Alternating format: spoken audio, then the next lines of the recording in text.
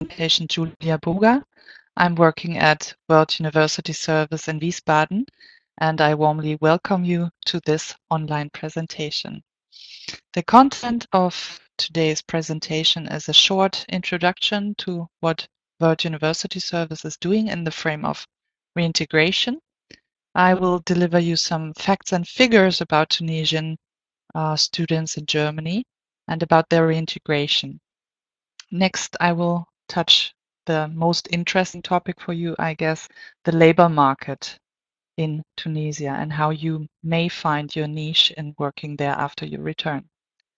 I will also present you some of the possibilities you have in the integration subsidies and will highlight contacts and networks, how important they are actually, which you might already know. The 8th point is going to be a brief checkup.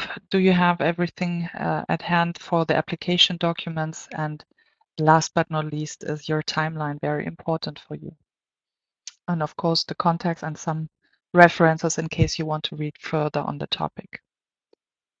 Well, what is World University Service? We are an NGO based actually in Wiesbaden, Germany, but we also have autonomously working committees worldwide, which you can find on the yellow button if you go on our homepage. If you click to our homepage, there you can find other committees. In Germany, we do have the focus set on foreign students here in Germany from the global south.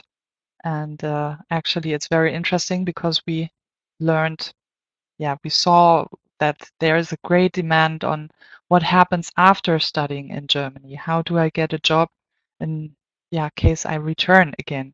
And from those people who returned, we learned that it's sometimes really challenging to return. And therefore, World University Service achieved a high expertise in the topic of reintegration. We publish reports about reintegration topics. We carry out seminars, and also, we are in the framework of reintegration subsidies. That is just a brief introduction on what World University Service actually is doing. We have some further interesting topics which you might want to see if you go on our homepage, www.wusgermany.de. But now I want to, go to facts and figures. What actually, among how many other students from Tunisia are you studying? I don't know if you knew that just about 10% are from the African continent, those foreign students from the global, and 12% from them are from Tunisia, roughly 2,500. So it's not such a large number, but actually, you might know that some of them also graduate. I hope you are going to do this as well soon, and wish you lots of luck for this. And you can see here on this chart the number of graduates, how amazingly the number of graduates increased. You see in 2005 the number of 76 students graduated, where in 2013 278 already graduated. And especially for these graduates, it is very important to know what they are going to do after they studied. How do they get a job? But do they really return? That is also a question. And you can see here that about more than 1 million Tunisians live abroad actually, and the majority of them in European countries of 83%. From Germany, only about 2% of the graduates return, which is quite a low number. And the majority who returned, they return on retirement, about 16%. 15% start a business at home, and almost 10% mentioned in a survey that they returned because of homesickness. The rest who return, mentioned in a survey from Chayeb and Belhaj Zekri in 2008 that they had problems in Germany, their jobs were cancelled, and other problems which they had to face in Europe, so which made them return. What are they doing after they returned? According to this survey, which I just briefly mentioned, the majority of these graduates now works in the field of building industry, about 17%, 15% hotel catering, and 10% in education. Of course, there are other sectors which you might find out if you want to read further in this report, which I gave in the end, the reference. Yeah, this statistics is very interesting, but does it really show what actually happens when you return? I guess it's not as, you know already that it's not as easy as these simple statistics might yeah, show. There are many problems in the labor market, actually. There's a decline of growth up to 2.5 GDP in 2013. And of course, the political instability in Tunisia still is a problem since the Arab Spring. There's a great mismatch in the country, in the labor market, meaning that the educational profile of the graduates, or better to say, of the workforce, fits the demand actually on the ground. That includes that the Tunisian labor market actually needs more low-skilled workers, or that employers are searching for low-skilled workers, whereas there are many highly skilled, as you will be as well, highly skilled workers on the ground who search for work. Another problem is the informality of the Tunisian labor market. There are many people searching for jobs who integrate into the informal labor market, meaning they don't have any labor contracts, they don't have any kind of security, they don't have any kind of social protection in case this doesn't work out well. And another problem of the Tunisian labor market is the sous-traitance. That means the outsourcing of labor force. That is what especially the private companies do, because they fear problems with their work staff if they hand out permanent contracts. So these are the three main problems of the Tunisian labor market, which results in the problem that there are about 50% unemployment in Tunisia. Especially, as I touched already briefly, the graduate unemployment is a problem, which is as 23 to 33%. There are also regional disparities, especially in the western region.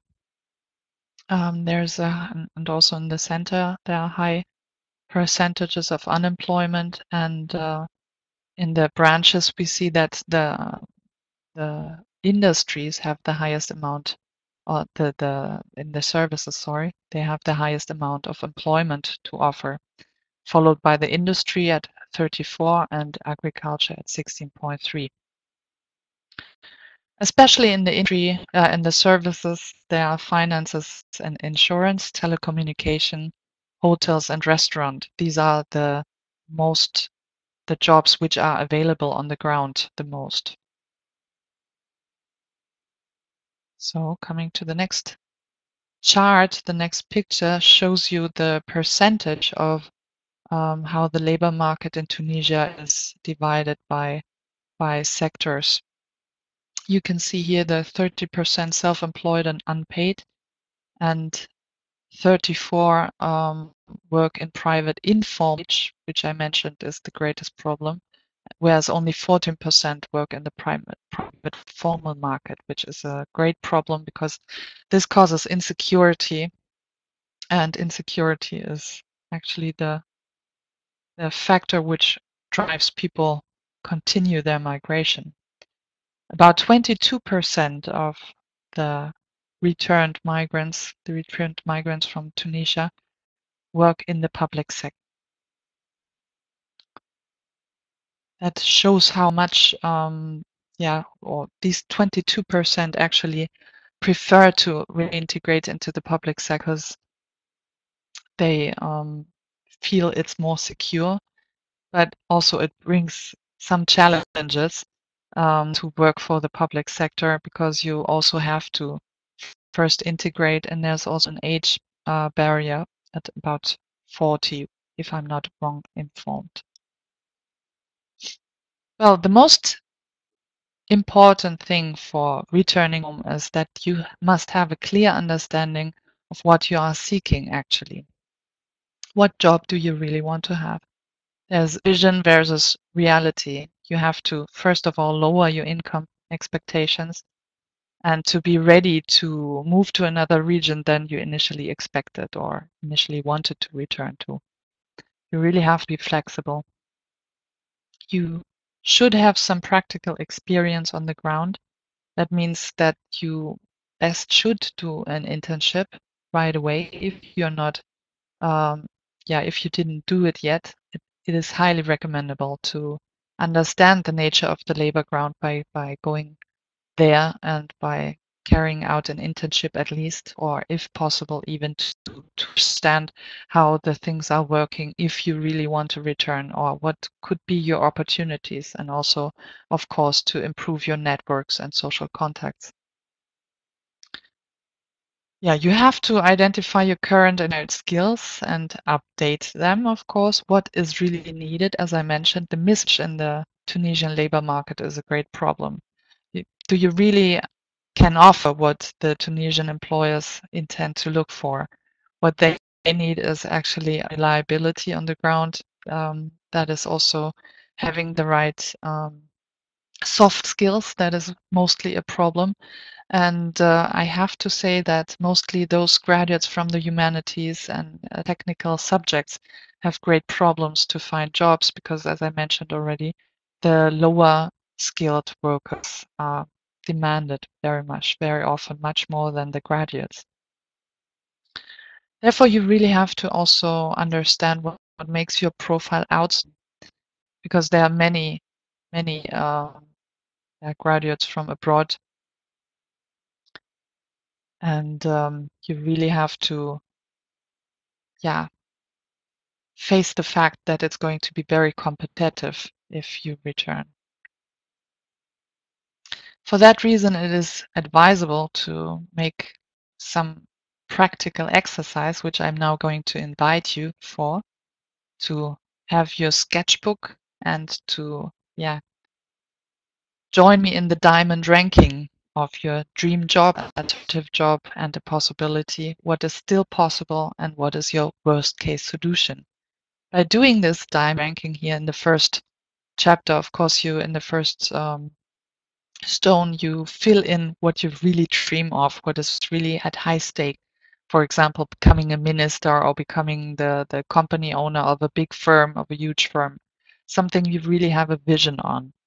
And in the second level, you fill in what could be alternative jobs. Try to be as concrete as possible and fill it really in. And also, if you have names already of companies or institutions, bring them in. Make this diamond ranking be a sheet of paper which is really important for your future, and make it as concrete as possible. And usually the third level, which is still a possibility, is very important because actually these are the jobs, the outcome of such a diamond ranking where people actually land their jobs in the end. It should not be underestimated what the level 4 offers, which job is still possible for you, meaning also that you have to care for checking the salary expectations. As I said, lower your expectations from the beginning, and try to achieve, first of all, working experience before you expect a high level job with a high income. But what is really important is that you are aware what job is just about being bearable. Otherwise, knowing what you don't want to do is also very important or very helpful in the job search. And the worst case solution, worst case scenario is also, something which you should know because it prevents that you're actually landing in such a situation. Within this diamond ranking, you should also start already thinking of how do you actually get there where you want to go? How do you get your dream job? What milestones do you still have to find and do you have to carry out what kind of achievements are there to be done in the future in order to get where you want to be. Coming now to the coming back to the issue of finding internship or getting more knowledge on the ground. I hope you all know about the Stube, which is called in German the Studienbegleitprogramm. It is bundesweit, and it's in the German countries. You can see the logos over here in this slide, and you can see that it is run by Brot für die Welt and the Protestant Church. They offer seminars, as you might know, or seminars which are primarily for students from the Global South. And these seminars are mainly for the purpose to assist or to add some more value in the topic of development to your studies. That is why it's called Studienbegleitprogramm, because it just adjusts your studies, your regular subjects. And this Stube also provides you information about a scheme which you can have a subsidy for internships in your home country, which you should investigate. You know, there are certain regulations which you have to be aware of, and you can ask in your Stube nearby what kind of regulations these are, because they vary from each committee. Another option is if you don't want to return just on internship, but for good, or you have decided already, you made your homework already and explored Tunisian labor market a bit more, and you can register at the homepage www.zimonline.de, and you can register in order to apply for allowances for travel and transport, for salary topping up payment, and allowances for an internship interview as well. There's a registration procedure here on this page. You can find the links where you can register. You actually can also explore the ground. I go now to the next slide. You can explore the ground by contacting the local councillor, Mrs. Wala Tassim, who works at the GIZ, the German International Development Corporation in Tunisia. Here are the contacts which you might also find on the internet, and of course the Chambre de Commerce, Deutsche Außenhandelskammer, is also a very helpful contact for you to find more about fairs. Are there any fairs recently coming up which might be of interest for you, especially if you are interested to work in the private sector or build your own company? Going back to the subsidies, the reintegration subsidies, it is important for you to know that you have to apply before leaving Germany. This is very important, and it is of course recommendable to contact the local councillor before you make the decision to return, or before you pay your return ticket, your plane ticket. These allowances for travel and transport, the amount depends on your own qualification, on as well as for the salary topping up. It depends which subject you studied and into which field you migrate. What should also be mentioned is that not every workplace is going to be subsidized, but only those who are in the field of development cooperation, which shows that the main focus of this program is to support the brain gain for return migration, meaning that you as the returned graduate put some more value to your home country's development, that you increase the development processes and foster development. That is the main focus of this program, as I mentioned. And so it is here the text again of Mrs. Tassim. Yeah, and it is important to make an advanced checkup for your application documents. Do you have your CV at hand? Is it updated? Because I carry out seminars for students and ask them to send their updated CV or bring them to the seminar and we check on it. And it's always the same after such a seminar. They tell me, well, now I know I have to really update my CV and how to do it. It depends. Are you having an application for a German employer, then you have to apply with a picture on it, but it's completely different to apply for a French Tunisian employer. So you really have to get on the ground. Here again, I want to remark that the best partner in writing such a CV could be Mrs. Tarsin because she really knows about the regulations on the ground. She is based in Tunisia. She has the contacts to Tunisian employers and might also give you a hint where to apply.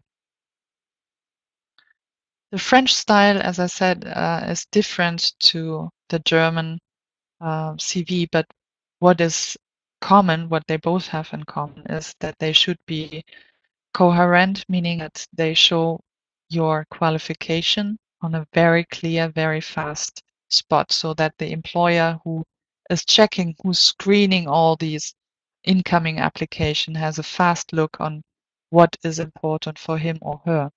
So you should give the person a chance and structure your CV very clearly.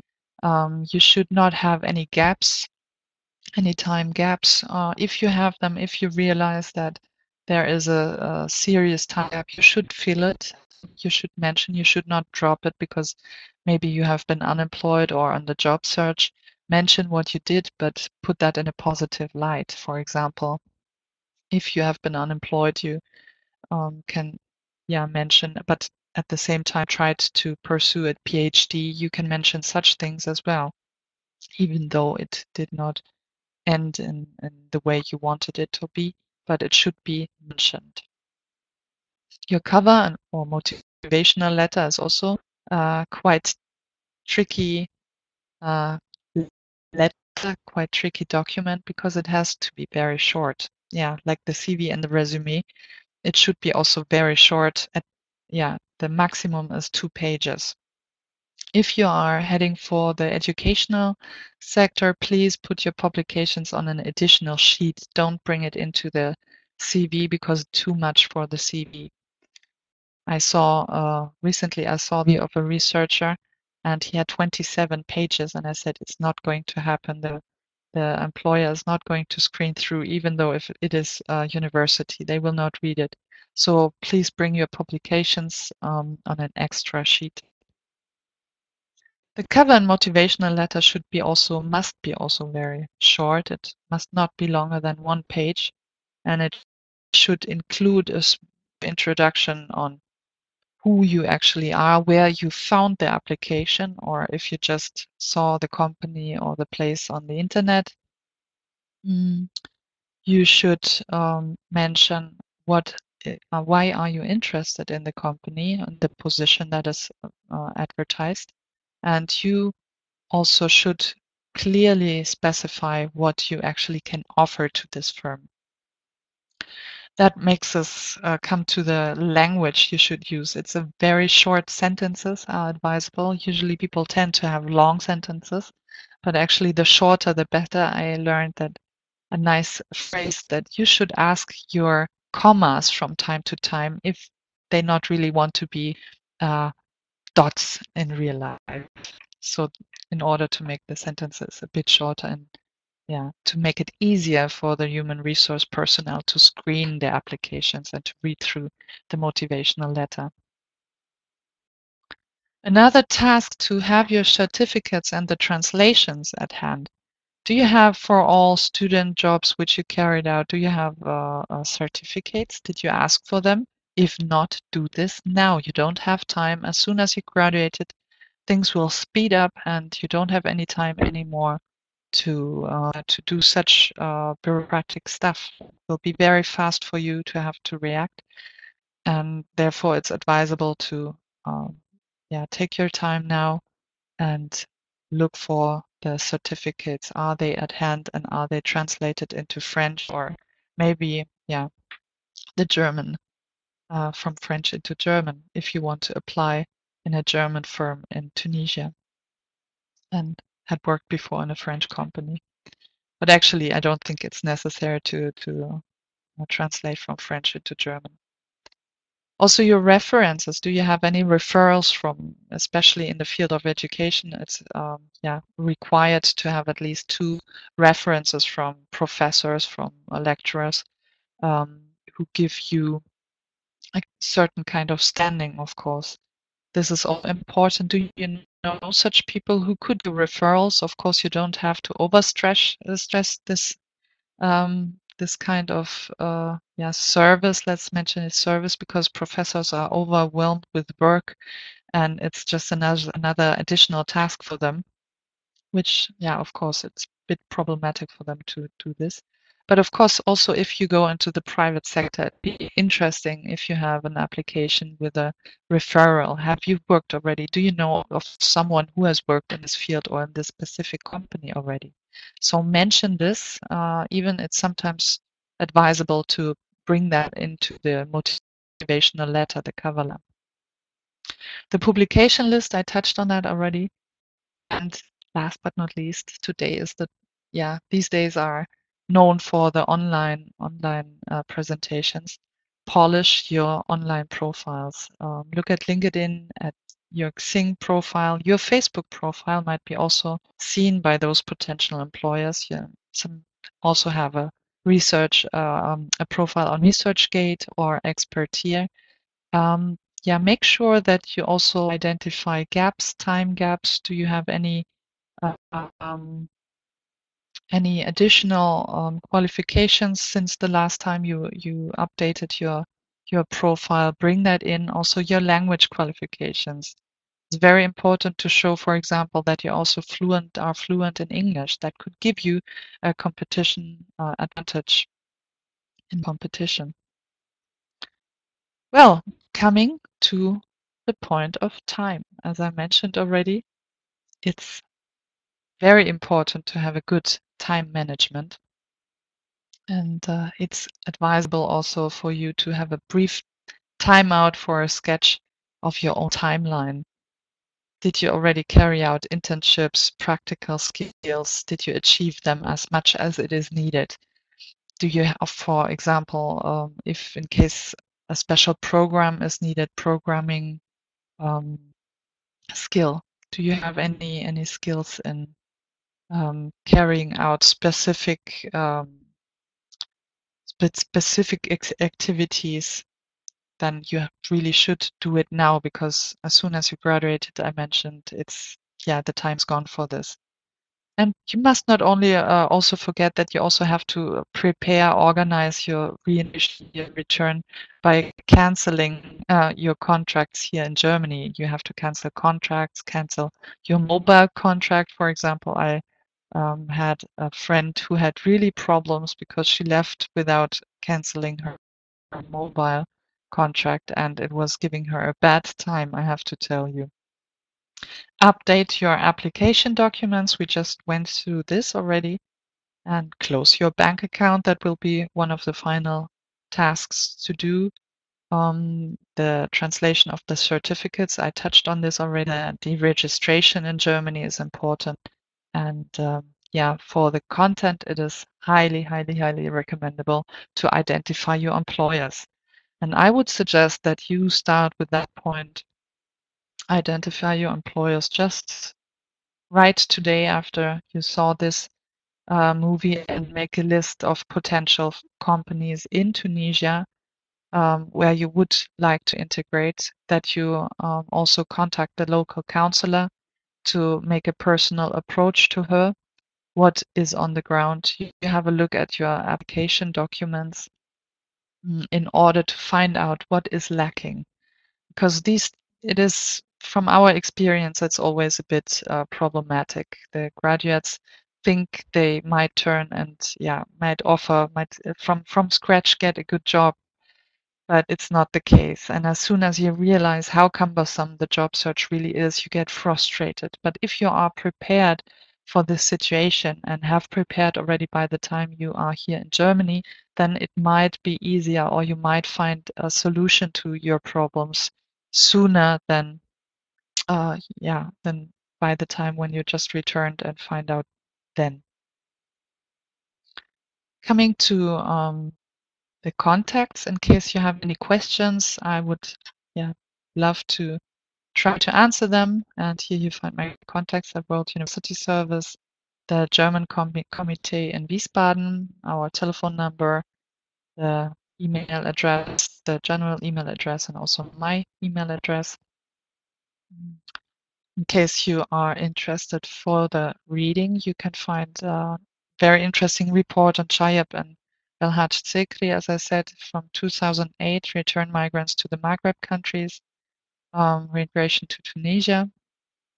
There's a World Bank publication, The Unfinished Revolution, about Tunisians and the Tunisian labor market in specific.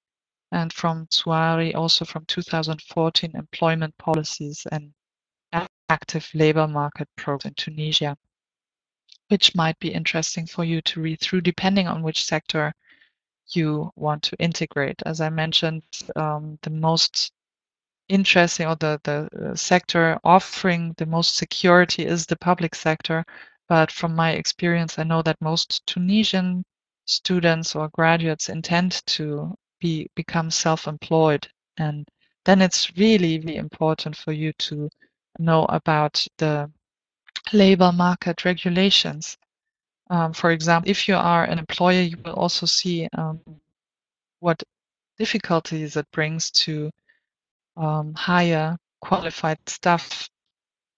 You might have heard also of the problem that permanent contracts in Tunisia are not handed out very often, because this brings the employers into this kind of problem that they cannot dismiss their staff easily in case they have to reduce their production, and in case they have problems which, for example, almost closing, which results in almost closing company if they don't deduct their staff.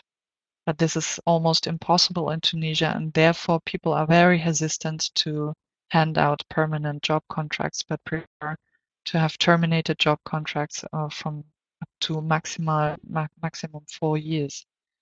So far from my side, I hope there was some information you found interesting. And as I said, in case you would like to contact me, then just go ahead. I will be there. Thank you very much, and bye-bye.